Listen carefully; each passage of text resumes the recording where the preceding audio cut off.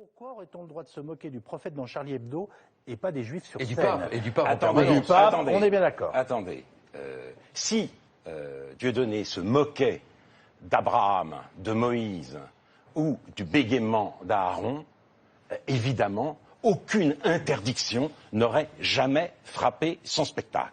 Deuxièmement, si d'aventure un comique décidait de s'enduire le visage de cirage noir pour expliquer que les Noirs sont plus proches des gorilles que de l'homme, avec force, grimace simiesque à l'appui, le spectacle serait immédiatement interdit et tout le monde s'en féliciterait. De même que si un humoriste disait, un humoriste entre guillemets, qu'il enfonce sa quenelle dans le fond du fion de l'islam. Donc ce deux poids, deux mesures est une blague. Tout ça n'est pas possible et ne le sera jamais.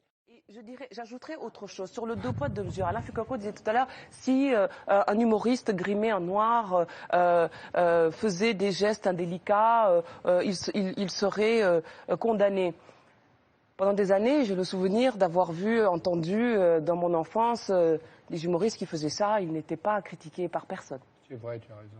Par personne. Et ça nous faisait énormément de mal. Il y avait la publicité avec Banania. Et c'était terrible. Et c'est ça que ces jeunes-là visent. Et pendant des années, ces gens-là ont pu, dans toutes les télés, se grimer en noir, se moquer des Noirs, se comporter comme singer des marabouts ou des sorciers, ou je ne sais quel autre type ou des sans-papiers, quel autre type de population, pour caricaturer les Noirs. Et personne ne disait rien.